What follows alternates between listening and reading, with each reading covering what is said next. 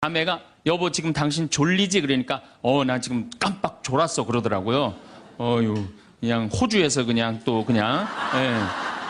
그랬더니 아내가 여보 내가 운전할 테니까 당신 오늘 너무 많이 운전했으니까 뒤에서 좀 자. 그러고 난 다음에 조금 잠 깨면 다시 당신이 운전하면 돼. 근데 이 자매가 사실은 좀 관절염이 있었어요.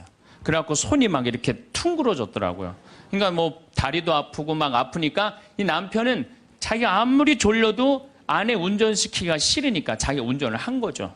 근데 이제 자매가 이제 운전대를 잡았는데, 뭐 뒤에서 형제님이 막 코를 골고 주무시더라고요. 자매님하고 나하고 이제 두런두런 이런 얘기 저런 얘기 하고 그러는데 이제 해가 뉘엿뉘엿 졌어요. 근데 그날따라 보름달이 뜬 거야. 달이 너무 예쁘게 뜨더라고요. 달이 탁 떴는데 그때 이제 형제가 잠에서 깬 거예요. 근데 이 자매가 나하고 이제 대화를 하는 거 아니에요. 근데 신부님 참 달이 참 그랬단 말이야. 달이 참 그랬어요. 달이 참. 달이 참 그랬는데 그때 형제가 깬 거예요. 그래서 형제가 딱 한마디 하더라고요. 경상도 사람인데 와 절이나 그러더라고요. 나는 그 자매가 달이 참 그랬을 때 달이 참 예쁘다는 말을 할 판이구나. 근데 그 형제는 딱 깼을 때 달이 참 그랬을 때 자기 부인 다리가 아픈 줄 알고 관절염이 있으니까 와 철이나 똑같은 말도 완전히 자기식으로 생각하면요 완전히 다르게 들어요. 이렇게 완전히 다르게 들음으로 해서 오해되는 일들이 너무 많아요. 그래서 뭐 수많은 갈등들이 일어나죠. 잘못 알아들어서 자긴 그렇게 알아들었다 이거죠. 또 말 한마디에 사람 인생이 바뀌기도 해요. 말 한마디에. 그 대표적인 사람이 누구냐면 박지성 선수예요. 박지성 선수. 박지성 선수가요. 고등학교 때 참 공을 잘 찼대요. 근데 이 박지성 선수의 특징은 뭐냐면은 90분 내내 뛰어다니는 거 쉬지 않고. 그런데 그 박지성 선수의 가치를 아무도 몰랐어요. 그래갖고 프로팀에서도 박지성 선수를 스카우트해가지 않았고 대학교에서도 박지성 선수를 스카우트해가지 않았어요. 그래갖고 박지성 선수는 너무 공을 차고 싶었는데 이때 명지대학 감독님이 박지성 선수의 가치를 알아봐요. 그래갖고 딱 뽑으려고 그러니까 이미 축구팀은 다 찬 거야. 그래서 보니까 테니스부에 한 명 티오가 남아있는 거야. 그래서 박지성 선수한테 뭐라고 그러냐면은 너 우리 대학교 테니스부로 들어와라. 공은 축구부에 와서 차고. 그래서 박지성 선수는요 놀랍게도 축구 선수로 대학에 들어간 게 아니라 테니스 선수로 대학을 들어가요. 네. 테니스 선수로 대학을 들어가요. 근데 이 박지성 선수의 이 가치를 누가 알아보느냐면 히딩크가 알아봐요. 쭉 다니면서 너무 열심히 뛰거든. 뽑아요. 유명한 프로 선수도 아니고 대학 유명한 유망주도 아니고 박지성 뽑았을 때 히딩크가 많은 욕을 먹었다고 그래요. 뭐 맨날 후보로 뛰었죠. 미국 골든컵에서 박지성 선수 뛸 기회가 있는데 또 부상을 입어요. 그러니까 이 박지성 선수 너무 실망해갖고 락카룸에 있는데 히딩크 감독이 통역관을 데리고 와서 뭐라고 딱 1분 떠드는 거예요. 근데 또 박지성 선수가 그때는 영어를 지금은 잘하지만 못 알아듣잖아요. 그래서 통역관한테 지금 저 감독이 나한테 뭐라고 그러는 거냐? 그랬더니 통역관이 하는 말이 박지성 선수 당신은 히딩크 내가 생각하기에 당신 너무너무 훌륭한 선수가 될 자질을 갖고 있다. 앞으로는 세계적인 스타가 될 것이다. 아무도 주목하지 않았는데 이 히딩크라는 이 감독이 말 한마디에 자기 인생이 그 1분에 자기 인생이 바뀌었다는 거예요. 그 다음부터 플레이를 할 때 자신감을 가지고 플레이를 하기 시작했대요. 점점 박지성 선수의 가치가 드러나면서 여러분들 이 포르투갈전 32강 마지막 경기 했을 때 박지성 선수가 이영표 선수가 공을 차고 가슴에 트래핑을 해갖고 딱 골인을 넣죠. 누구한테 제일 먼저 뛰어가죠? 그렇죠. 히딩크한테 탁 끌어안잖아요. 자기 인생의 멘토, 인생을 운명을 바꿔준 사람이잖아요. 말 한마디에 사람이 운명이 바뀌는 거예요.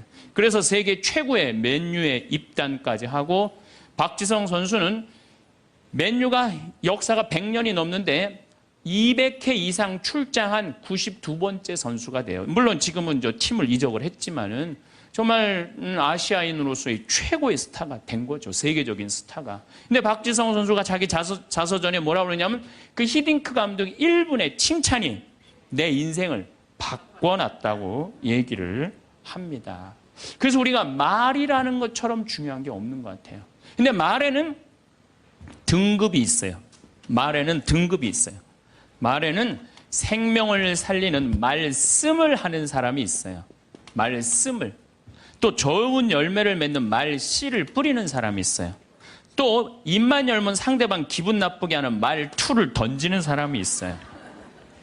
여러분들 마르틴 루터 킹 목사라고 아시죠? 예. 이분이 유명한 연설을 해요. I have a dream이라는 유명한 연설을 해요. 근데 그 연설 중에 한 구절이 참 제 마음에 와닿는 구절이 있어요. 나는 꿈이 있습니다. 나는 사람이 피부색으로 평가받지 않고 그 사람의 인격에 의해서 평가받는 세상이 오는 그런 꿈을 꾸고 그런 꿈이 있습니다. 이런 설교를 해요. 흑인이 1960년대 투표권도 없었던 그 사람들인데 지금은 어떻게 됐어요? 미국의 오바마 대통령이 탄생을 했잖아요. 이 명연설, 이건 정말 생명을 살리는 말씀이에요. 말씀. 또 내가 천주교 신자야. 나 사는 게 너무 힘들어. 그냥 사랑도 안 되고 사업도 안 되고 그냥 자식도 안 되고 다 안 돼. 그래도 내가 천주교 신자니까. 그래서 마지막 주일날 저녁 미사를 이제 참여를 했어.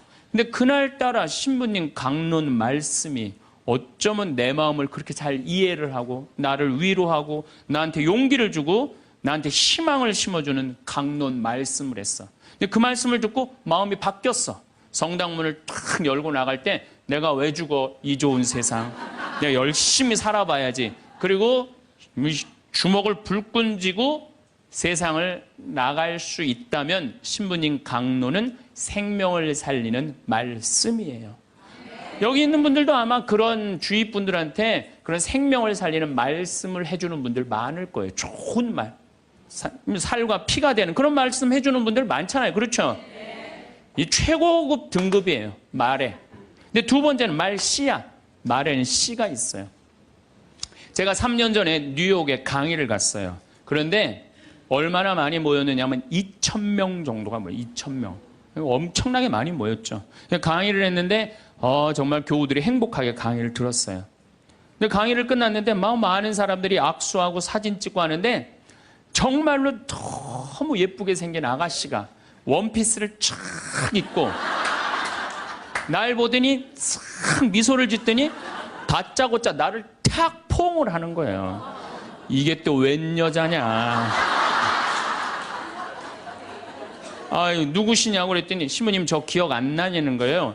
그래서 기억이 안 나는데 누구시냐고 그랬더니 신부님 제가 초등학교 1학년 때 성당 마당에서 막 뛰어노는데 신부님이 저를 보더니 너는 여자아이가 어쩜 이렇게 말도 잘하고 성격도 좋고 씩씩하고 얼굴도 예쁘니 너 나중에 내가 봐서는 너 커서 어려운 사람 변호해주는 변호사 되겠다. 제가 그랬대요. 그러자마자 얘는 이제 뉴저지라는 뉴욕 바로 아랫동네 뉴저지라는 동네에 이민을 간 거예요. 근데 이민을 가서 자기가 항상 공부할 때마다 그런 생각을 했대.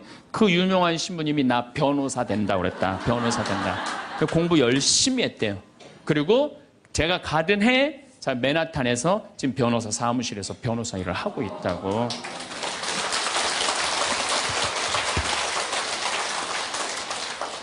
내가 무심결에 뿌린 씨인데 15년 후에 변호사라는 열매가 맺어지더라고요. 또 작년엔 제가 LA에 강의를 갔어요. LA라고 그러는 거 아니래요. LA라고 발음해야 되는데 LA라고. 네. 근데 LA에 강의를 갔는데 이번에는 더 많이 왔어요. 한 2,500명 정도가 왔어요. 강의가 끝나고 정말 수많은 분들하고 인사하고 악수하고 사진 찍고 하는데 이번엔 정말 잘생긴 남자아이야. 잘생긴 남자아이가 나한테 오더니 인사를 하는 거예요. 신부님 감사하다는 거예요.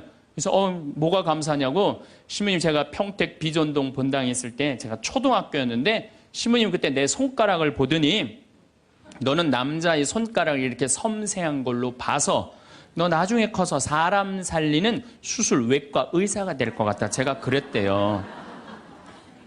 그러자마자 얘는 이제 LA로 이민을 간 거예요. LA로 이민을 간 거예요. 그래서 공부할 때 항상 손가락을 보고 그런 생각을 했대요. 이 손이 사람을 살리는 손이 된다. 공부 열심히 했대요. 그리고 자기는 지금 UCLA 의대 수술외과 집도의라고 감사하다고 신부님 덕에 내가 이렇게 좋은 의사가 돼서. 그래서 좀 깜짝 놀랐어요. 난 그렇게 말했던 기억이 안 나는데 우리가 어린아이한테 무심코 뿌린 씨가요, 그게 인생을 결정짓는 경우가 참 많아요. 근데 이 말투가 있어. 애를 보고, 애들이 얼마나 사랑스럽고 귀해요. 근데 애를 보고 핸대는 소리가, 엄마 아빠한테 핸대는 소리가 장군감이나 이러면 얼마나 좋아. 얘 견적 많이 들겠다. 이 말투를 던지는 분들 참 많아요. 기분 나쁘게 말투 던지는 분들. 성당에도 보면은 입만 열면 기분 나쁜 말 하는 분들 계시죠? 네. 아니, 신부님이 강론 때 하느님 만나러 오는 건 축제다. 그러니까 주일날 옷 이쁘게 입고 와라. 깨끗한 옷 입고 와라. 가끔 그런 말 하잖아요. 네. 그래서 나도 정말로 예쁜 옷을 입고 가야지. 그래갖고 예쁜 옷을 입고 성당에 왔어. 근데 딱 자매 하나가 한다는 소리가 누굴 또 홀리려고 여시같이 입고 왔어. 꼭 그렇게 말하는 사람들이 있어요. 그렇죠? 기둥뿌리 뽑았냐? 뭐 개 탔냐? 뭐 이래갖고 아주 상처를 주는 분들이 있어요. 입만 열면은 상대방 무시하고 가슴에 아픈 거를 이렇게 심어주는 분들이 참 많습니다. 말에는요, 가는 말이 고와야 오는 말이 고와요. 한 10년 만에 한 60에 헤어졌는데 70에 만났어. 내 친구가 한대는 소리가, 야, 너 10년 동안 안 보는 동안 팍상 늙었다. 그러면은 이쪽에서 팍상 늙었다고 말들은 이 사람은 너 10년 동안 안 보는 동안 팍상 늙었다. 그런 친구한테 뭐라고 그럴 것 같아요? 너도 만만치 않아. 가는 말이 고와야 오는 말이 고운 거예요. 그런데 10년 만에 만났어. 너 10년 동안 안 보는 사이 뭐 이렇게 나이 하나도 안 먹었어. 어쩜 이렇게 고우니 너는? 그럼 이쪽에서는 또 뭐라 그럴 것 같아요? 너도 참 곱게 늙어간다 얘. 가는 말이 고와야지 오는 말이에요. 근데 우리는 말투가 너무 많아요. 이 말투를 누구끼리 제일 험하게 하느냐? 부부끼리 제일 험하게, 부부끼리. 어떤 부부가 길을 가다가 남편이 저길 보니까 길을 건너는데 이제 어떤 젊은 여자가 서울 나와 보니까 정말 난 평창에서 생전 그런 거 구경 못하는데 아가씨들이 정말 쭉쭉 빵빵 반바지 입으면 그냥 다리도 어쩜 저렇게 미끈해. 그냥 미니스커트를 입은 아가씨 허벅지 구경하느냐고 트럭 지나가는 걸 못 봐요. 이 남자가 부부가 가는데 트럭이 딱 급브레이크를 딱 잡은 거예요. 트럭 기사가 창문을 열더니 눈 어디다 뜨고 다니냐. 너 지금 저 여자 보느냐고 차 지나가는 거 못 봤잖아. 너 치면은 내 팔자 망친다. 내 팔자만 망치는 게 아니라 네 마누라 네 자식 고생한다. 여자한테 한눈 팔면 너 인생 망치는 거다. 욕을 5분 동안 바가지로 하는 거예요.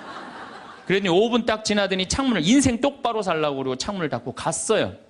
남편은 하도 벙쪄 있어서 그렇게 쳐다보고 있는데 아내가 툭툭 치면서 여보 당신 저 트럭 기사랑 친해? 아니 나 처음 보는 사람이야. 그랬더니 아내가 한다는 소리가 그런데 어쩜 그렇게 당신에 대해서 정확하게 알고 있어?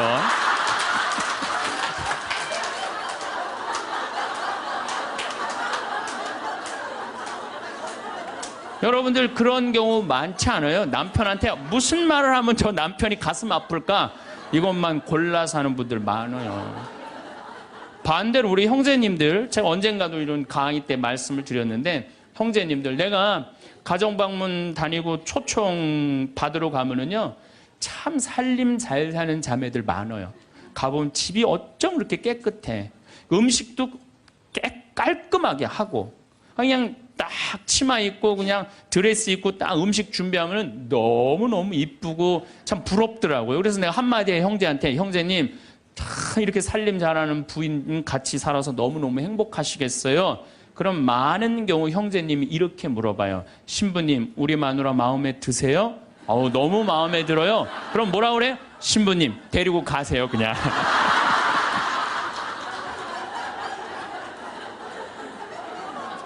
말투야.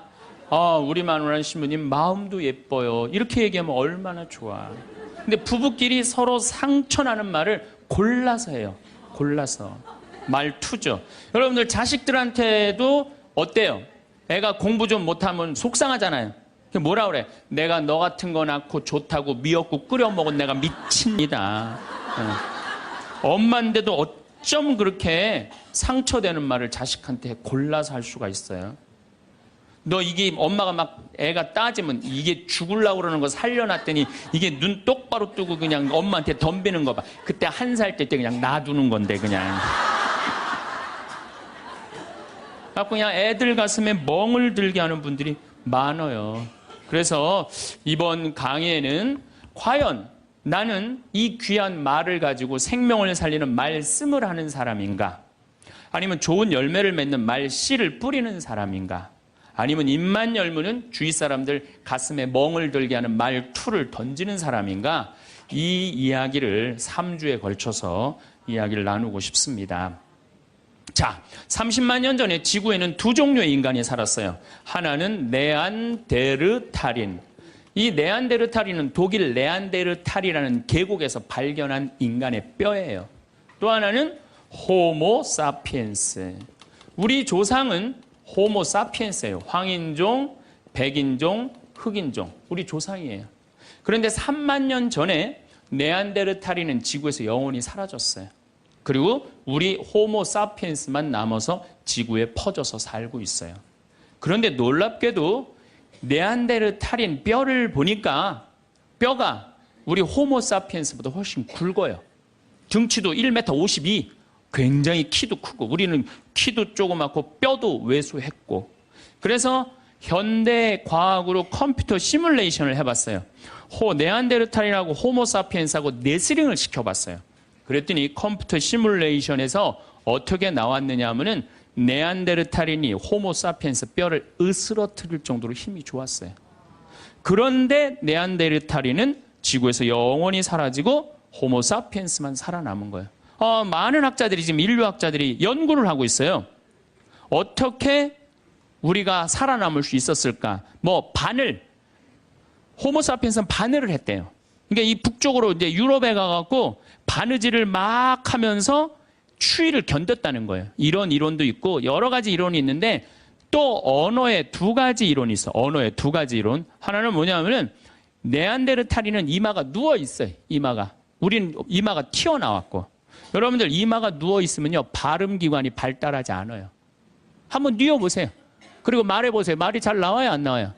잘 안 나오죠? 발음 기관이 발달하지 않아요. 또 하나는 결정적으로 네안데르탈인은 혀천장이 평평해요. 호모사피엔스는 혀천장이 동그란데.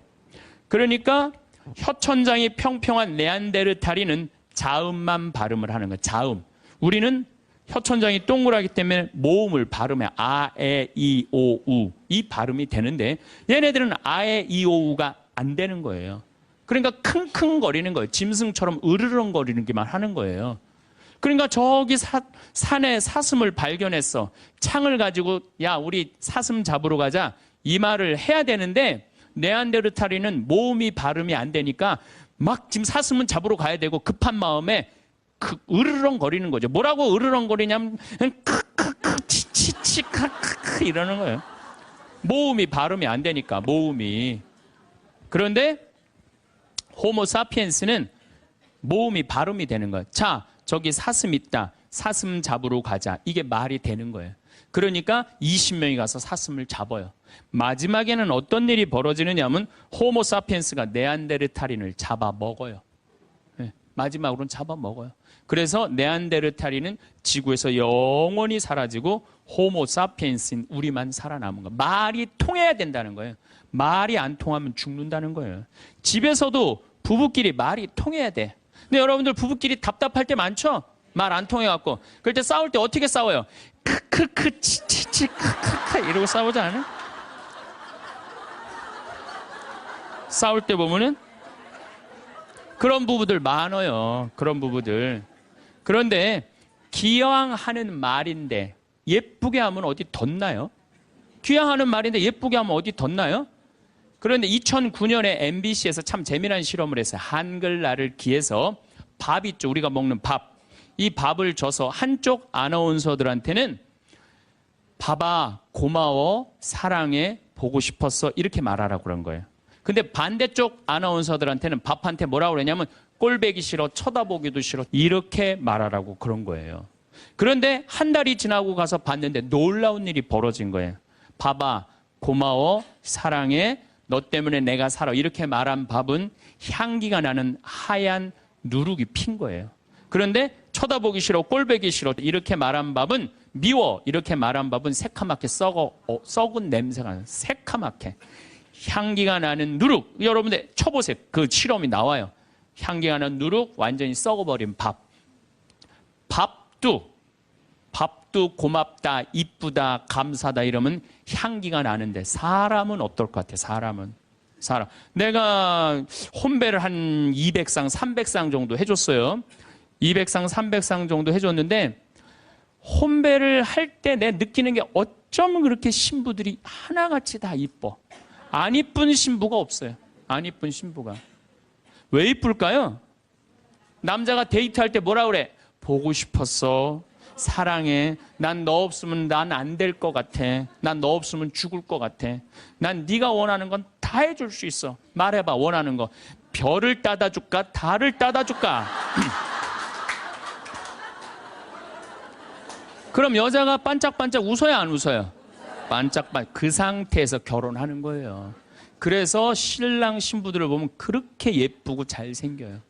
근데 그렇게 예쁘고 잘생긴 신랑 신부를 혼배를 시켜줬는데 10년이 지나고 나면요, 그 이쁜 얼굴이 온데간데 없어져요. 막 기미도 끼고 막 죽은 깨도 얼굴에 보이고. 왜 그럴까요? 남편이 뭐라 그럴 것 같아? 그때 내가 눈이 뼈서 너랑 결혼한 거다. 내가 그때 미쳤었다. 우리 이혼하자. 이런 얘기 10년 들으면요, 아무리 예쁜 여자도요, 얼굴 망가지게 돼 있어요. 아무리 예쁜 여자라도.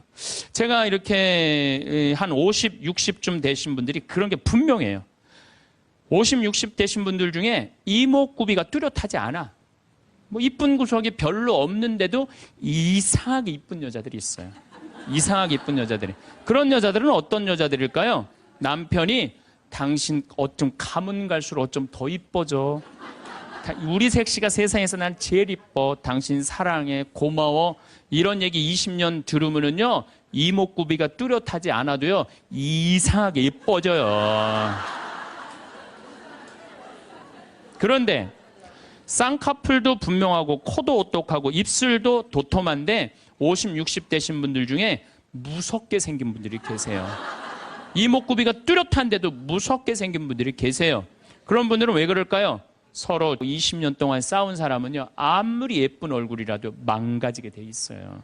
사람은요, 어떤 말을 듣느냐에 따라서 이쁘고 이쁘지 않는 게 결정이 되는 거예요.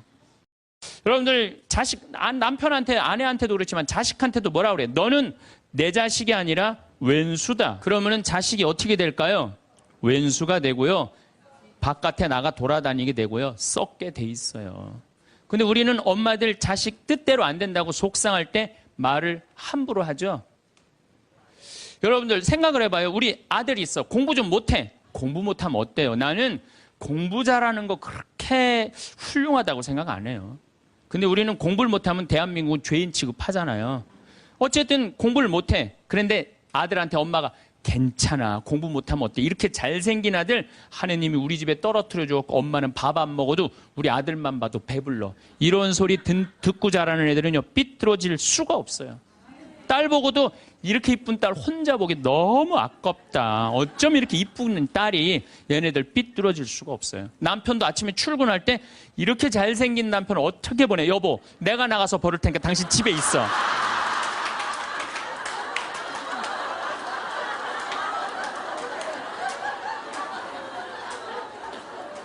이러면은요, 남자가 돈 벌러 나갈 때 어깨 당당하게 피고 나가요. 근데 남편 출근할 때 뒷꼭지 대고 오늘 그 돈 안 갖고 들어오려면 집에 들어올 생각 꿈도 꾸지 말라고. 그럼 남자는요, 나가서 어깨 피고 돈 못 벌어요. 말에 복이 있는 거야. 말에 복이 있는 거예요.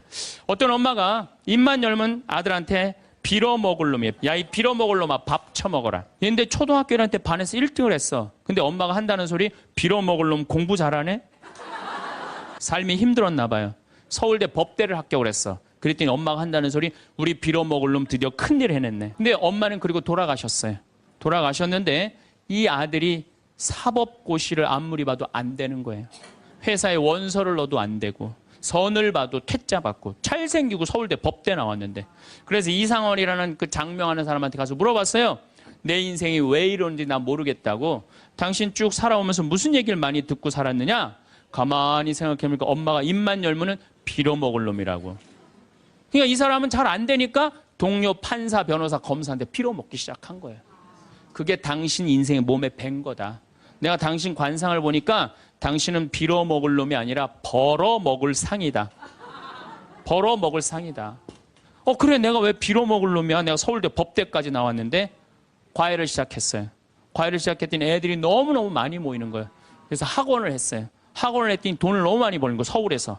그랬더니 예쁜 색시가 시집을 오고 지금은 딸 둘을 낳고 행복하게 벌어먹고 살고 있대요.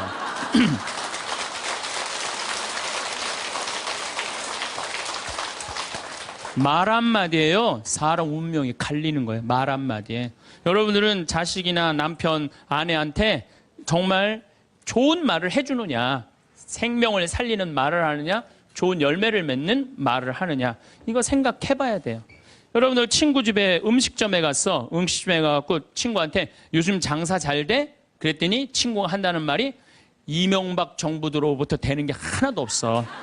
이러다가 망할 것 같아, 망할 것 같아. 꼭 남 탓하는 사람 있잖아요. 똥파리만 날려, 똥파리만.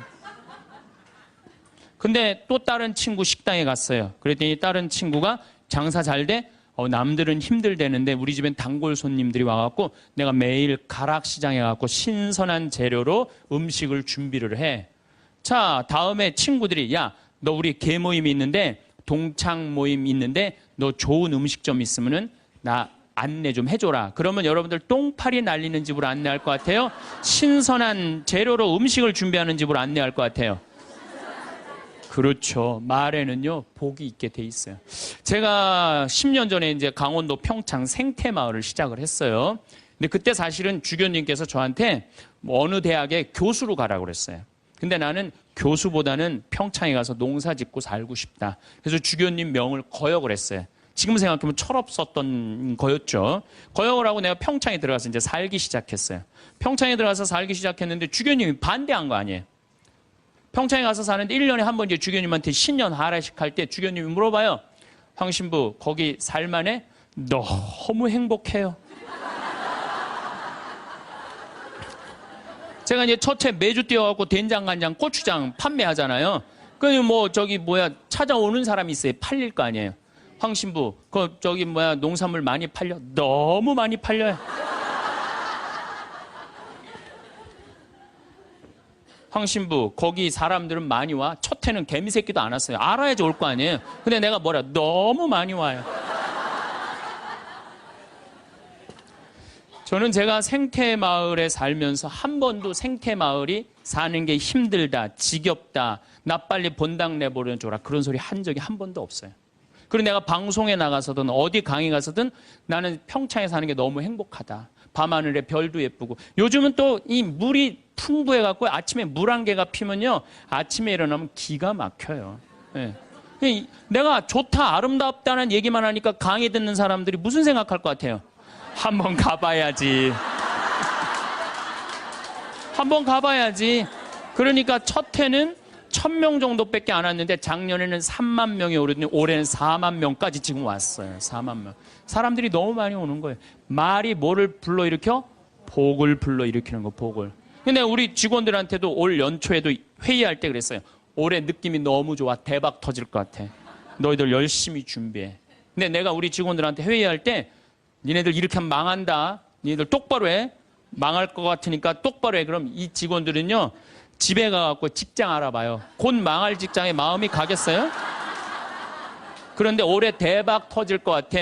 마음이요. 벌써 놓이는 거예요. 그래서 내가 우리 직원들한테 8월 말까지 예약이 2월 달에 차면 내가 니네들 유럽 기차 여행 데려갈게. 내가 그랬어요. 그랬는데 12월까지 예약이 꽉 찬 거예요. 그래갖고 오늘 이 여행 보증금 내라고 왔어요. 그래서 23명 우리 직원들 데리고 내년 유럽에 다 가요. 예.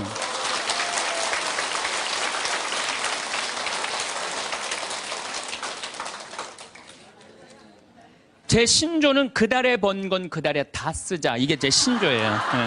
예. 올해 번 거는 올해 다 쓰자. 이게 내 신조예요. 그러니까 내가 행복하다, 많이 온다, 많이 판매된다. 이렇게 말하니까 우리 생태마을이 즐겁고 행복하고 사람이 어제도 250명 다녀왔어. 내일도 또 250명 오고 매일 그냥 내가 외부 강의 나오지 않는 한 안에는 꽉꽉 차는 거예요. 말이 복을 불러일으키는 거야. 말이. 귀향하는 말인데 좋은 말, 행복한 말을 해야 되지 않아요? 근데 우리는 현대인들은 이런 특성이 있어요. 입만 열면은 힘들어 죽겠다, 지겨워 죽겠다, 이렇게 사느니 죽는 게 낫다. 이런 소리 참 많이 해요. 그런 소리 많이 하죠?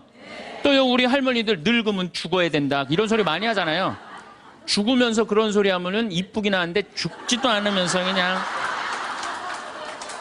늙으면 죽어야 된다. 우리 어머니가 60 넘어서 딱 뭐라 그러셨어요? 아유, 늙으면 죽어야 돼. 깜짝 놀랐어요. 내가 효도할 때가 됐는데 벌써 돌아가시면 어떻게 해. 그래갖고 나는 신부 5년 휴가 동안 정말 거의 내 모든 휴가는 어머니 아버지를 위해서 썼어요. 뭐 성주순례, 이스라엘, 뭐 그다음에 또 무슨 뭐 우리나라 좋대는데 금강산, 무슨 백두산 다 모시고 갔다 왔어요. 죽는다니까 빨리 갔다 와야 될 거 아니야. 빨리 갔다 와야 될 거 아니야. 그런데 그렇게 60 넘어서 늙으면 죽어야 돼. 그 소리를 했는데 깜짝 놀랐는데 요즘은 그 소리 들으면 신경질 난다니까요. 그 소리 하신 지 20년이 지났어요. 20년. 갈 생각을 안 하세요. 아버지는 피부가 더 뺑뺑하고 어머니도 더 고와지세요. 그러니까 죽지도 않을 거면서 힘들어 죽겠다, 지겨워 죽겠다, 사는 게 지겹다. 이게 말이 안 된다는 거죠. 복을 차는 거예요. 여러분들 뭐 2년 전인가 우리 서울교구 시각장애우들 100분이 우리 생태마을에 오셨어요. 정말 그분들 기쁘더라고요. 그래서 내가 뭐가 그렇게 기쁘냐 그랬더니 신부님 우린 눈에 뵈는 게 없어서 행복하다고. 눈에 뵈는 게 없어서 행복하다고. 그런데 그분 네 분이 여러분들 제가 시각장애우들이랑 1년을 같이 살았어요. 상계동에서 1년을 살았는데 너무 잘 알아요. 그분들 뭐 젓가락 비비는 거, 뭐 노름도 다 해요. 할 거 다 해요. 예, 뭐 별걸 다 하는데 시각이 이게 어렸을 때 열이 너무 나갖고 시각을 잃어버리는 경우 많거든. 그때는 눈알을 빼요. 이 눈알이 있는 분들이 있고 아예 알을 빼는 분들도 있어요. 근데 이 눈알을 빼면 중증들이에요. 중증들. 눈이 있어도 흐릿하게 보이는 분들도 있어요. 근데 이 눈알을 뺀 내 형제가 우리 생태마을 그 데크, 강이 내려다보는 데크에 서서 이렇게 말하는 거예요. 야, 베드로야, 내가 50년 동안 우리나라 참 많이 다녀봤는데 이렇게 경치 좋은 데는 처음 본다. 그래서 내가 물어봤어요. 아니, 이게 경치 좋은지 당신들이 어떻게 아느냐 그랬더니 신부님, 강물 소리 들리지 않느냐, 강물 소리. 새소리 들리지 않느냐 이거야. 그 다음에 느티나무 바람에 흔들리는 소리 들리지 않느냐. 또 5월 달에 오셨는데 아카시아 향기, 공기 이렇게 경치 좋은 데는 처음이라는 거예요. 얼마 전에도 우리 생태마을에 교수님인데 60에 시력을 잃기 시작해갖고 65세 완전히 시력을 잃으신 교수님이 오셨어요. 근데 그분이 나하고 밥을 먹으면서 이런 말씀을 하시더라고요. 신부님, 저도 오래간만에 새벽에 강물 소리 너무 듣기 좋은 강물 소리 들어서 3시간 동안 강물 소리에 흠뻑 젖었다는 거예요. 그리고 새벽에 새가 우는데 너무 자기 오래간만에 행복했다고. 근데 여러분들은 이 두 눈으로 온 세상을 다 보면서도 사는 게 지겨워 죽겠어. 이렇게 사느니 죽는 게 나. 눈이 아깝다 이거예요. 눈이 아깝다. 눈알 하나 갈아 끼는데 얼마 들어? 1억 들어. 1억. 2개 갈아 끼면 2억이야. 2억. 지금 난 눈 뜨고 쳐다보고 있는 분들 지금 2억 지금 깔고 있는 거야. 지금 2억.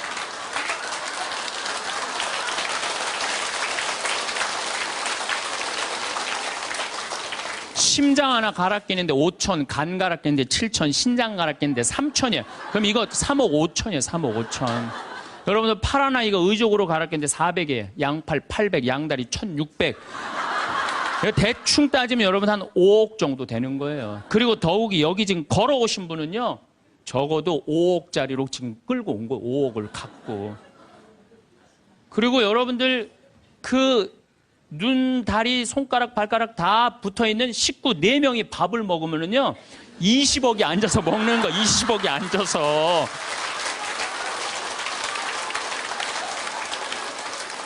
아니 20억이 앉아서 먹으면서 사는 게 지겹다. 이렇게 사는 게 죽는 게 낫다. 하느님이 주신 축복을 날리는 거예요. 날리는 거예요. 밥 먹을 때 재산이 없으면 어때요? 출세 안 하면 어때요? 앉아서 뭐라 그러면서 먹어. 우리 20억 밥 먹자. 얼마나 행복해. 여러분들이 사는 게 괴로운 게 뭐냐 하면은 욕심이 너무 많아서 그래. 그래서 입에서 나오는 게 지겹고 불만만 나오는 거야. 사는 게 힘들면은 좋은 소리가 안 나오잖아요. 욕심이 많으면 사는 게 힘들어져요. 사는 게 힘들어서 욕심이 생기는 게 아니라 욕심이 많아서 사는 게 힘들어집니다. 여러분들 욕심만 안 피면요 우리 인생 괴롭지 않아요. 그러니까 괴로운 사람들은 입만 열면 힘들다고 그래. 여러분들 가수 윤한기 씨 알죠? 이 윤한기 씨가 사실은 아버지가 미 8군에 노래하던 분이에요. 어머니는 무용수였어요. 그런데 아버지가 폐결핵으로 돌아가세요. 어머니는 무용수 따라다니는데 허리가 잘못돼갖고 또 돌아가세요. 천하에 누구만 남느냐면 윤복희, 윤한기 둘만 남는 거예요. 부모는 일찍 돌아가시고. 그렇게 윤한기 씨 자서전을 읽어보면 너무 배가 고파갖고 해병대 지원해서 갔다는 거 아니에요. 그렇게 힘들고 고통스러웠던 윤한기 씨는 행복하지 않았어요. 행복하지 않았던 윤한기 씨는 노래를 불러도 행복한 노래 안 불렀어요. 내가 왜 이럴까 오지 않을 사람을 어디선가 웃으면서 와줄 것만 같은데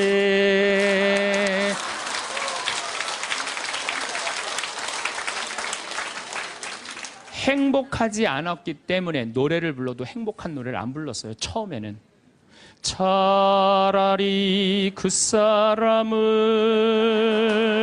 만나지 않았던들 이 고통 이 괴로움 나에겐 없을걸.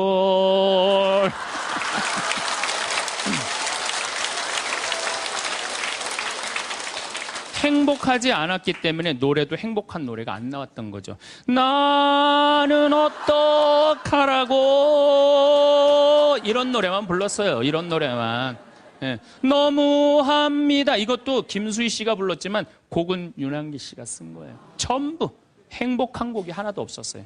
근데 76년에 윤한기 씨는 하나님을 믿기 시작해요. 76년에 하나님을 믿기 시작해요. 그러면서 삶이 바뀌기 시작해요. 79년에 윤한기 씨, 윤복희 씨가 사랑이 뭐가 잘못되고 굉장히 괴로워해요. 그때 동생을 위해서 이사야전서 37장을 묵상하다가 갑자기 곡을 안 했어요. 여러분들 너무너무 잘 아는 요즘 나가수에서도 유명한 내가 만약 외로울 때면 내가 위로해 줄게. 이게 무슨 소리냐면 내가 만약 외로울 때면 하느님이 내가 너를 위로해 줄게. 그 노래예요. 그 노래. 이게 1절은 한국어 가사가 2절은 영어 가사인데 1절은 그때 하느님이라는 단어를 쓸 수 없었지만 2절에는 하느님이라는 단어를 써요. 너는 나의 영원한 노래야. 야훼는 나의 영원한 노래, 영원한 기쁨이다 이거예요. 내가 외로울 때 누가 위로해 주지? 주님께서 위로해 준다 이거예요. 그리고부터 이 두 분은 인생이 바뀌어요. 이 이후로 윤한기 씨 자서전을 읽어보면 슬픈 노래를 하나도 안 불렀다고 그래요. 아까도 제가 이야기했지만 나는 행복합니다. 나는 행복합니다. 나는 행복합니다. 정말 정말 행복합니다. 그 다음 가사가 뭐냐면 기다리던 그날이 왔어요. 어깨를 활짝 펴고 우리 함께 웃어봐요. 즐겁게 살아봐요. 그런 내용이에요. 그리고 지금 윤한기 씨는 무슨 일을 하고 있느냐. 나이가 70이신데 개신교 예술신학교 목사님 총장 역할을 지금 목사님을 20년 이상을 살면서 세상 사람들한테 행복을 얘기해줘요. 청승을 떨면서 노래를 불렀을 때하고 기쁨을 가지고 노래를 불렀을 때하고 인생이 바뀐다 이거예요. 인생이. 그러니까 여러분들도 제발 성가 좀 청승 좀 떨지 말고 불러라. 네. 청승 좀 떨지 말고 해라. 그런데 이게 누구끼리 제일 서로 죽이는 말을 많이 하느냐. 복을 이제 서로 빌어줘야 되는데, 복을 빌어줘야 되는데, 누구끼리 제일 많이 아픈 말을 하느냐면, 부부끼리 제일 많이 아픈 얘기를 많이 해요. 근데 참, 나도 남자지만은 여자 참 이해하기 힘든 존재예요. 여자 이상하고 요상하고 괴상하고 아주 복잡하고. 나만 그런 줄 알았더니, 스티븐스 호킹스 박사라고 있어요. 스티븐스 호킹스 박사. 이 사람이 나이가 71인데 작년에 뭐라고 그랬냐면은 자기는 140억 년 전에 우주에서 벌어진 일도 다 아는데 자기는 아직도 여자의 95%를 이해를 못 하겠다고 그래요. 아니, 그 유명한 사람도 95%를 이해를 못 하겠다고 그러는데 나는 더 모르죠. 네. 여자를 이해하지 못하니까 여자한테 폭력을 쓰는 거예요. 제가 신학교 1학년 때 주일학교, 중고등학교 아이들을 데리고 한 20명 정도를 데리고, 200명 정도를 데리고 여름 캠프를 갔어요. 우리 때는 4박 5일 가고 그랬어요. 섬강이라는 데를 갔는데 애들이 이제 수요일 날 이제 세 번째 날 전부 이제 강에 들어가는 프로그램이야. 근데 여선생 하나가 고개를 꼬고 안 들어가는 거예요.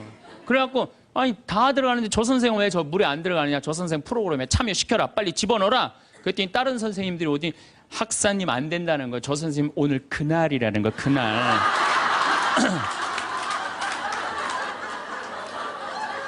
근데 내가 신학교 1학년이 그날이 뭔지 어떻게 알아요? 그래서 내가 물어봤어요. 그날이 뭔데? 학사님 오늘 저 선생님 그날이라 안 된다니. 오늘 물에 들어가는 날 지금 그날이 뭔데? 그랬더니 어떤 지혜로운 엄마 선생님이 나를 한 군데로 데려가더니 학사님, 여자는 한 달에 한 번 매직이 있다는 거예요. 그래서 내가 매직이 뭔데요? 근데 그 엄마 선생님 정말 지혜로웠던 것 같아요. 그 엄마 선생님이 학사님, 이 여자는 한 달에 한 번 생리를 하는데 그때 피가 나오기 때문에 물에 들어가면 안 된다는 거예요. 나는 그거 처음 알은 거예요. 처음 알은 거 그때. 그러니까 내가 여자에 대해서 모르니까 여자한테 뭐를 하느냐 하면 폭력을 쓰는 거예요. 폭력을. 근데 이런 일들이 집안에서 수도 없이 일어나요. 남자는 여자를 이해하지 못해서 폭력을 쓰고 여자는 남자를 이해하지 못해서 폭력을 쓰고. 그래서 서로 답답하다고 싸울 때 보면 크크크 치치치 크크크 이러고 싸워요. 말이 안 통한다고. 그러니까 여자에 대한 생물학적 특징을 알아야 되고 남자에 대한 생물학적 특징을 알아야 되는데 그거에 대해서 서로 모르는 거예요. 근데 이제는 알아야 돼요. 왜 알아야 되느냐 하면은 옛날에는 남자하고 여자하고 20살에 결혼해갖고 50살에 죽었어요. 남자, 여자. 20살에 결혼해갖고 애 한 열 낳다 보면요. 애 낳다가 죽어요. 남자는 애 키우다 죽어요. 갈등이 있을 수가 없어요. 부부라고 그러지만은 한 집에 살지도 않아. 안사람, 바깥사람. 그러고 그냥 사는 거예요. 근데 요즘은 안 죽어. 100살까지. 남자, 여자가 50살서부터 100살까지 서로 이해도 못하면서 한 집에서 50년을 사는 거예요. 서로를 이해를 못하면서. 그러니까 말이 어떤 말이 나와? 상대방한테 가슴에 멍을 들게 하는 말이 나오는 거예요. 멍이 들게 하는 말을. 그래서 다음 시간에는 과연 우리 남자, 여자가 도대체 어떤 특징을 갖고 있기 때문에 서로 크크크 치치치 크크카 하고 싸우는지, 왜 남자, 여자가 서로 으르렁거리면서 잡아먹을 듯이 싸우는지 그 이야기를 다음 시간에 하도록 하겠습니다. 말은 현실을 창조하는 가장 작고도 강력한 씨앗입니다. 우리는 흔히 인생이 거대한 선택이나 극적인 사건에 의해 결정된다고 믿지만 사실 우리의 삶을 지탱하는 것은 매일 아침 눈을 뜨며 습관적으로 내뱉는 아주 사소한 말 한마디에서 시작됩니다. 창밖의 빛이 서서히 방 안으로 스며들 때 여러분은 의식하지 못한 채 하루의 농사를 시작합니다. 오늘도 피곤하다는 말로 무거운 몸을 일으키는 것과 비록 몸은 고단할지라도 오늘도 무사히 눈을 떴구나라는 나직한 읊조림으로 시작하는 것은 전혀 다른 종류의 씨앗을 심는 행위입니다. 전자는 부족함과 필요라는 결핍의 땅을 일구는 일이며 후자는 존재함 그 자체라는 충만함의 토양을 고르는 일입니다. 이 문장들은 허공으로 흩어져 사라지는 것 같지만 사실은 가장 먼저 여러분 자신의 귀를 지나 무의식의 깊은 곳으로 내려앉습니다. 말은 공기보다 무겁고 생각보다 끈질긴 속성을 지니고 있습니다. 귀에 머물던 소리는 이내 마음에 닿아 감정의 색채를 결정하고 그 감정은 다시 신체의 근육과 표정으로 번져나가 결국 한 사람의 인격이라는 고유한 결을 만들어냅니다. 이 인생은 거대한 서사시가 아니라 사소한 반복의 집합체입니다.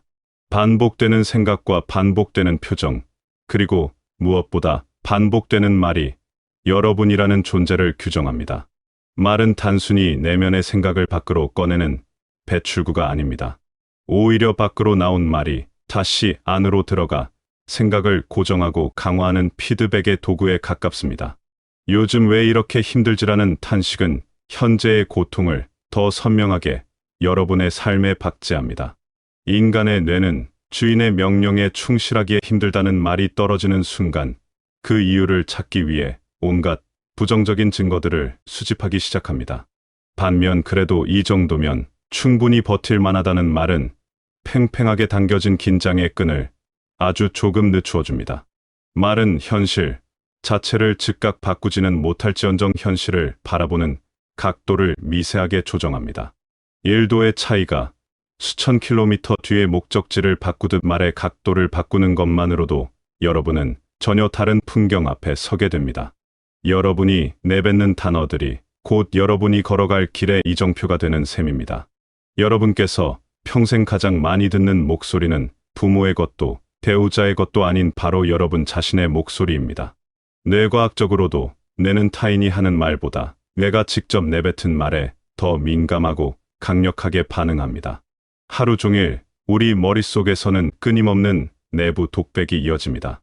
아주 작은 실수 앞에서도 나는 왜 항상 이 모양일까라고 스스로를 비하하거나 예기치 못한 실패에 역시 나는 안 되라고 낙인을 찍는 행위는 스스로를 보이지 않는 감옥에 가두는 것과 같습니다. 이런 문장들은 처음에는 가느다란 실 같지만 반복될수록 굵은 밧줄이 되어 여러분을 결박합니다. 결국 우리는 스스로에게 들려준 그 가혹한 정의를 진실로 믿기 시작합니다. 믿음은 곧 태도가 되고 그 태도는 삶의 중요한 갈림길에서 선택의 근거가 됩니다. 나는 본래 운이 없는 사람이다라고 말해온 사람은 기회가 찾아와도 그것을 의심하느라 놓쳐버리지만 나는 비록 느리더라도 매 순간 배우는 사람이다라고 말해온 사람은 실패 속에서도 다음 단계로 나아갈 소중한 발판을 찾아냅니다. 여러분 자신을 대하는 문장을 바꾸는 것이 무조건적인 긍정이나 자기 기만을 의미하는 것은 아닙니다. 삶의 비애를 억지로 웃음으로 포장하는 것은 오히려 마음의 병을 키울 뿐입니다. 핵심은 여러분을 함부로 재단하지 않는 언어를 선택하는 힘에 있습니다. 이번 결과는 조금 아쉬웠다는 표현은 상황에 대한 객관적인 설명입니다. 여기에는 다음 기회와 개선의 여지가 포함되어 있습니다. 그러나 나는 원래 안 되는 사람이다라는 표현은 존재에 대한 돌이킬 수 없는 규정입니다. 규정은 성장을 멈추게 하고 가능성의 문을 닫아버립니다. 말은 감정을 설명하는 도구이면서 동시에 자아라는 건축물을 짓는 단단한 벽돌이 되기도 합니다. 우리가 사용하는 단어 하나하나가 내일의 나를 구성하는 소중한 재료가 된다는 사실을 여러분은 매 순간 기억해야 합니다. 부정적인 언어는 정신의 영역을 넘어 물리적인 몸에 스며듭니다. 불평과 냉소가 습관이 된 사람의 어깨는 안으로 굽고 호흡은 얕으며 항상 지쳐 보입니다. 말은 단순한 음성 파동이 아니라 신경계에 전달되는 직접적인 신호이기 때문입니다. 또 시작이네라는 말 한마디에 우리 몸은 방어, 지제를 작동시켜 근육을 수축시키고 에너지를 소모합니다. 반대로 한번 해보자라는 말은 미묘하게 무게 중심을 앞으로 이동시키며 행동을 촉구하는 호르몬을 활성화합니다. 여러분은 여러분이 말하는 대로 걷고 여러분이 말하는 대로 숨을 쉽니다.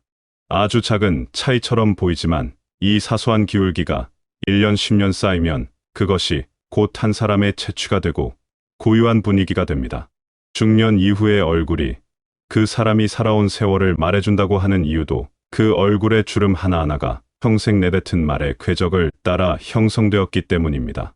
말은 보이지 않는 조각가와 같아서 여러분의 육신을 조금씩 깎고 다듬어 나갑니다.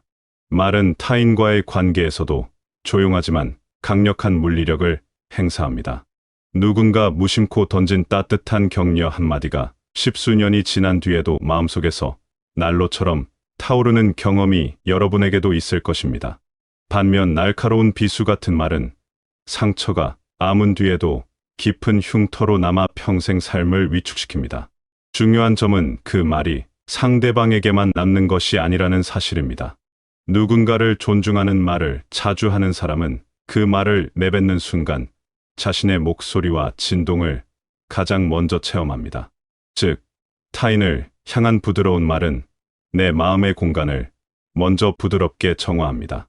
반대로 타인을 비난하고 깎아내리는 냉소적인 언어를 즐기는 사람은 본인이 만든 그 거칠고 차가운 언어의 요새 안에 갇혀 스스로도 진정한 편안함을 누리지 못하게 됩니다. 말은 관계의 분위기를 형성하며 그 분위기 속에서 가장 오래 머무는 사람은 결국 말을 내뱉은 여러분 자신입니다. 감사는 상황이 완벽할 때 터져 나오는 단순한 감탄사가 아닙니다. 오히려 삶의 균열이 생기고 차가운 바람이 들이칠 때 필요한 가장 절실한 생존의 언어입니다. 여러분은 흔히 형편이 나아지면 그때 가서 감사해야지라고 생각하시겠지만 조건부 감사는 결코 목적지에 도달할 수 없습니다. 인간의 욕망은 끝이 없고 기준은 상황이 좋아질수록 그보다 더 높게 치솟기 때문입니다. 지금 무사히 숨을 쉬고 있다는 경이로움, 그리고 큰 탈 없이 오늘 하루를 넘겼다는 안도감과 비록 조금은 낡았을지언정 나를 지탱해주는 이 육신에 대한 고마움. 이런 것들은 공기처럼 너무나 당연해서 잊히기 쉽지만 사실은 삶을 지탱하는 거대한 기둥들입니다. 그래도 다행이다라는 말은 부족함을 지우는 주문이 아니라 이미 존재하는 충분함을 발견하는 태도입니다. 감사의 말은 삶의 무게를 당장 덜어주지는 못해도 그 무게를 기꺼이 견딜 수 있는 마음의 근육을 키워줍니다. 나이가 들수록 여러분은 말의 무게가 얼마나 엄중한지 깨닫게 되실 것입니다. 젊은 시절 가볍게 흘려보냈던 단어들이 어느덧 삶의 이면에 깊은 낙인으로 남기도 합니다. 그래서 여러분은 더 신중해져야 하지만 동시에 더 용기 있게 언어를 선택해야 합니다. 수많은 경험을 통과해 온 인생의 후반전에서 지나온 과거를 어떻게 명명하느냐는 현재의 평온을 결정짓는 핵심입니다.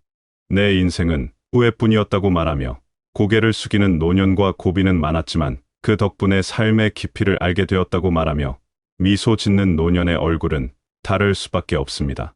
경험은 그 자체로 의미를 갖지 않습니다.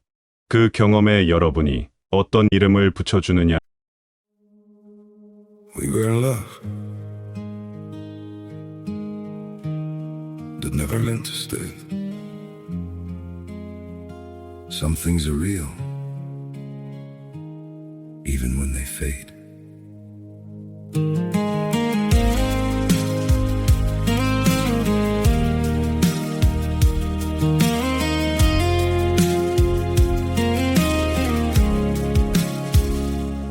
I used to think if we kept holding on, we could bend the truth somehow. But love can't fight what's pulling us apart, and it's breaking us down now.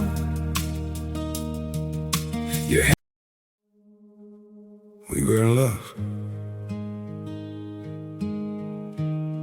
that never meant to stay. Some things are real, even when they fade.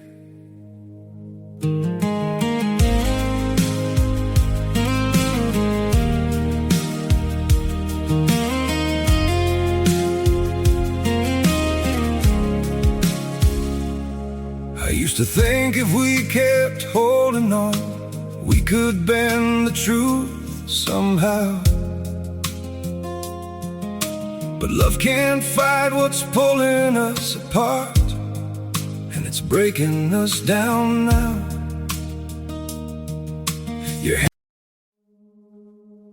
were in love that never meant to stay. Some things are real, even when they fade.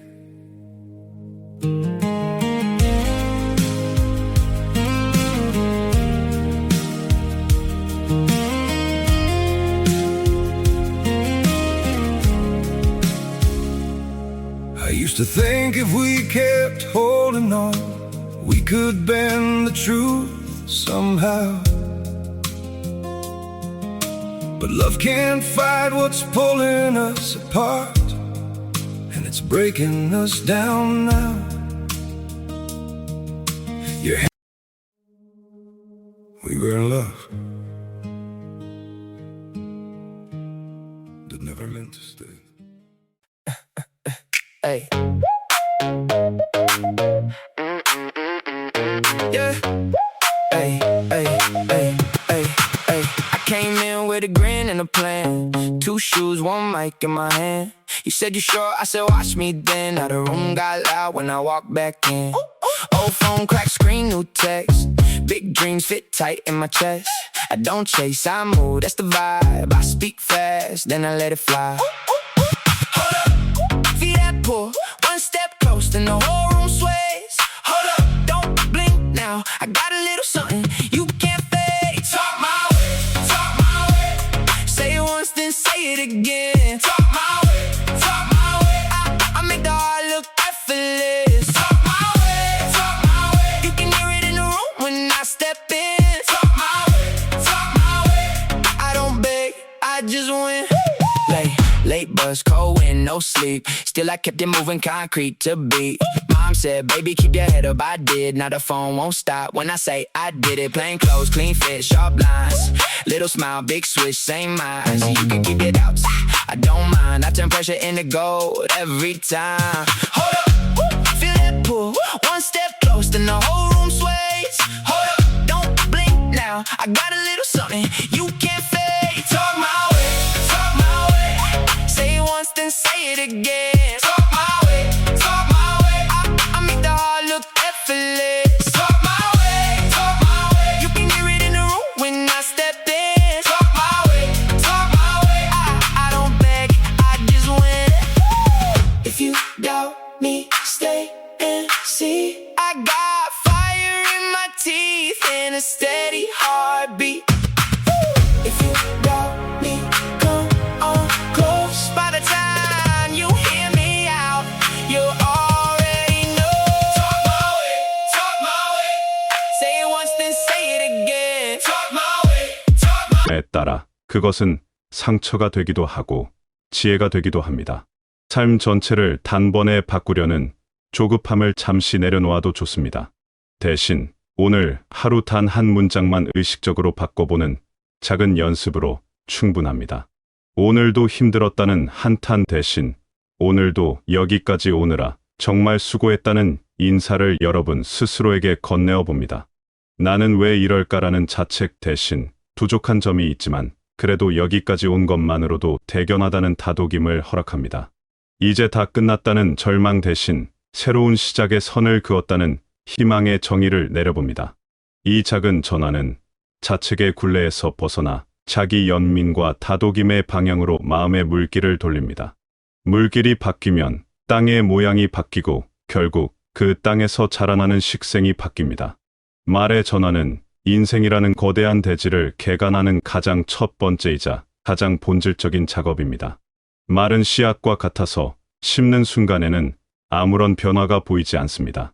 그러나 어두운 흙 밑에서 씨앗은 이미 껍질을 깨고 뿌리를 내릴 준비를 하고 있습니다. 여러분이 매일 무심코 던진 문장들은 마음이라는 토양에 차곡차곡 쌓여 시간이 흐른 뒤 현실이라는 이름의 거대한 나무로 자라납니다. 그 나무가 따뜻한 그늘이 되어 여러분을 쉬게 할지 아니면 날카로운 가시가 되어 여러분을 찌를지는 오늘 여러분이 손바닥 위에 올려놓은 씨앗에 달려 있습니다. 완벽하지 않아도 괜찮습니다. 어제 부정적인 말을 했다고 해서 목포에서 조금 광주쯤 지났을 거예요. 어떤 아이가 초등학교 한 4학년쯤 되는 애가 막 땀을 막 삐질삐질 흘리면서 배를 움켜쥐더라고요. 너 왜 그러냐니까 배가 너무 아프대. 나는 이제 좌석이 있고 그 안에 서서 있는데 비행기 자리도 내준 놈이 기차 자리 하나 못 내주겠어요? 너 여기 와서 앉아라. 나 괜찮으니까. 그래갖고 얘가 이제 내 자리에 앉아서 30분을 가는데 그 엄마가 한참 보더니 일으키더라고요. 너 일어나라고. 그 학생한테 자리를 내주라고. 나 괜찮다고. 근데 그 엄마 말이 아직도 기억에 나요. 내 아이가 난 질서를 아는 아이로 자랐으면 좋겠다. 아프다고 이렇게 다 하면은 나중에 커서 얘가 뭘 알겠냐. 자기 편안한 대로 살 거 아니냐. 그러니까 나를 도와달라고 그 엄마가 그러더라고요. 이제 시간이 지나서 나는 그렇게 지금 그 비행기에서 내 자리 뺏은 놈은 지금도 엄마 속을 썩일 거고 그 기차 자리에서 일어난 아이는 지금 엄마의 영광이 됐을 거예요. 근데 우리가 자식을 키울 때 어떤 기준으로 키우느냐 이 굉장히 중요합니다. 우리 어머니가 처음 시집 오셔서 어디서 식사를 하셨느냐면 부엌 부뚜막에서 하셨어요. 부엌 부뚜막 이렇게 여기다가 올려놓고 나물에 밥을 3분에 비벼 드셨대요. 지금도 어머니하고 이렇게 밥을 이렇게 먹으면 어머니가 3분 만에 드세요. 왜 이렇게 빨리 먹느냐 그러니까 시집 6.25 이전에 시집을 와갖고 밥을 빨리 먹어야만이 소 꼴도 먹이고 죽도 쓰고 애들 젖도 먹이고 어디 감히 시아버지하고 남편하고 밥을 먹느냐 이거예요. 근데 제가 어렸을 때 어머니가 어디서 식사를 하셨냐면 방 바닥에서 하셨어요. 방에 상도 많은데 꼭 바닥에서 밥그릇을 갖다 놓고 앉아서 드시더라고요. 저는 왜 밥상에 이렇게 자리도 있는데 꼭 어머니가 저렇게 방 바닥에서 드실까 이런 생각을 했어요. 근데 어머니는 사실은 출세한 거죠. 부엌에서 방으로 들어온 것만 해도 출세한 거예요. 네. 20년 만에 방에 들어와서 식사를 하신 거예요. 근데 제가 신학교에서 방학 때 와보니까 놀라운 일이 벌어지셨어요. 어머니 밥그릇이 밥상 위로 올라왔어요. 아버지하고 마주보고 식사를 하시더라고요. 이걸 뭐라고 그러냐면 맘먹는다고 그럽니다. 이때부터 맘먹기 시작하더라고요. 아버지하고. 목소리가 어머니 목소리가 그전에는 어머니 목소리가 커졌던 기억이 안 나는데 밥상 위에 밥그릇이 올라오면서부터 이게 어머니 목소리가 더 커지기 시작했어요. 근데 제가 이제 신부돼 갖고 한 달에 한 번 집에를 가는데 이젠 더 놀라운 일이 이제 벌어졌어요. 어떤 일이 벌어졌느냐면 이제 밥을 아버지가 차려 드세요. 어머니가 안 차려주세요. 아버님 하시는 말씀이 엄마 성당 간다고 가방 들고 나가시면은 해 떨어지기 전까지는 안 들어온대요. 여러분들도 지금 오늘 아침에 상 차려놓고 지금 나왔죠? 남편이야 밥을 먹곤 말건 이게 완전히 세상이 바뀐 거죠. 어떻게 감히 남편 밥을 안 차려주고 강원도까지 옵니까? 점심 한 끼인데요. 뭐 이렇게 간이 커졌다니까 여자들이. 자, 그런데 우리 아버님은 한 달에 레지오 4일, 그 다음에 구역 밥모임 4일, 그리고 당신 개모임 한 4일, 12일을 나가서 드세요. 어머니가. 아버님이 12일을 밥을 차려 드시는데 불만을 안 삼으세요. 무슨 생각으로 불만을 안 삼나 했더니 이 늙은 나이에 내가 이 집에서 쫓겨나지 않고 밥 새끼 얻어먹는 것만 해도 감사하다. 여러분들 젊은 사람들의 이혼은 줄어드는데 황혼 이혼은 지금 늘어나고 있어요. 황혼 이혼은. 그러니까 늙어서 안 쫓겨나는 게 그것도 여자한테 안 쫓겨나면 감지덕지한 거죠. 그러니까 세월이 50년 만에 완전히 바뀐 거예요. 21세기는 저는 4가지의 중요한 트렌드를 알고 있으면 된다고 생각을 해요. 21세기는 여성의 시대고 21세기는 노인의 시대고 21세기는 서비스의 시대입니다. 3번에 제가 3번이 아니고 분당에 이렇게 나가보면은 먹자골목에 가보면 낮에 가보면은 전부 여자 천지예요. 여자들. 네. 남자가 없어요. 남자가. 찜질방을 가봐도 여자 천재예요. 여자 천재. 우리나라 경제권을 집안에서 60%가 여자가 결정한대요. 남자가 얼마를 결정하냐면 13% 결정한대요. 우리나라는 남자들이 결정권이 없어요. 여러분들 2002년에 판사 임용고시에 1등부터 10등까지 6명이 여자였어요. 2006년에 판사가 110명이 됐는데 남자가 56명, 여자가 54명. 근데 2007년에 판사가 90명이 임용이 됐는데 남자가 38명, 여자가 52명, 남자가 38명. 그러니까 2배가 많은 거예요. 예. 훨씬 여자가 많은 거예요. 이 작년에 외무고시 31명이 합격을 했는데 남자가 10명, 여자가 21명. 이 놀라운 통계입니다. 제가 이군 사령부에 가서 강의를 한 적이 있어요. 이군 해군 평택에 있는 장병 한 1000명한테 강의를 했어요. 환경 강의를 하고 끝나고 나왔는데 거기 소령님이 저한테 부대를 구경시켜줘요. 제가 이 군 부대 강의를 많이 들어가는데 꼭 군대 가면 자기 부대를 꼭 구경시켜줘요. 이군 해군사령부가 서해 교전한 부대예요. 그 배 막 올려져 있고 배도 구경시켜주고. 근데 이제 3,000톤급 구축함을 이렇게 했는데 뭐 포가 얼고 배길이가 뭐 100m고 막 설명을 해주는데 옆에 대위 3명이 딱 걸어가는데 여자 대위가 어깨가 딱 벌어진 키가 1m 70이 넘는데 3,000톤급 구축함은 눈에 안 들어오고 여자만 내가 이렇게 고개가 돌아갔어요. 그랬더니 이 소령님이 저한테 그러더라고요. 신부님 멋있느냐고. 아우 멋있다고. 그랬더니 그 소령님 하시는 말씀이 자기는 쟤네들만 뭐 무섭대요. 왜 무서우냐? 이게 쟤네들이 그 있는 부대 그 중대하고 남자 대위 부대하고 이렇게 축구 시합하면요 꼭 여자 부대 애들이 이긴대요. 중대장. 왜? 이 군대가 얼마나 삭막해요. 그 삭막한 군대에 자기 중대장님이 여자야.